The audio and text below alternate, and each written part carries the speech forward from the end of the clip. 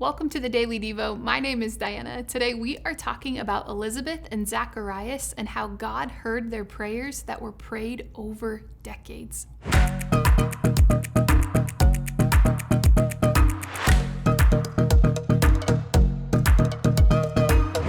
At the start of the Gospel of Luke, we meet a couple named Elizabeth and Zacharias. Listen to how Luke describes them in chapter 1, verse 7. It says this: "But they were childless because Elizabeth was not able to conceive, and they both were very old or well along in years." You see, they are a Jewish couple who were older in age. Zacharias, he was a priest and a leader in the community, and they are a couple who does not have any children.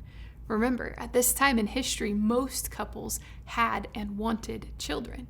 Yet Elizabeth and Zacharias, who were at the end of their life, were not able to be parents. So decade after decade, Zacharias and Elizabeth, as their story was unfolding, it was unfolding differently than their family and extended friends. The Bible clearly tells us that they wanted children. This was a desire of their heart. And in fact, it was a regular and earnest prayer that Zachariah and Elizabeth made, the text tells us. Listen to what Luke 1:13 says. "But the angel of the Lord said to him, 'Do not be afraid, Zachariah. Your prayer has been heard. Your wife Elizabeth will bear you a son, and you will call him John.'" Isn't that great news? Zacharias and Elizabeth will finally become parents and give birth to a son named John. A miracle indeed. But I'd like to draw your attention to the first half of the verse that said, "Your prayer has been heard." You see, is there a God-honoring prayer that you have been praying for a while and a prayer that has not yet been answered? What if today the example of Zacharias and Elizabeth encourages you to continue on in prayer?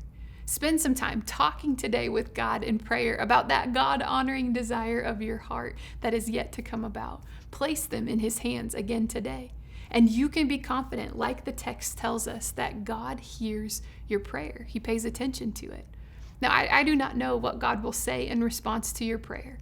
He may say yes, He may say no, or He may say wait. Those are three common answers we see all throughout Scripture when people pray to Him.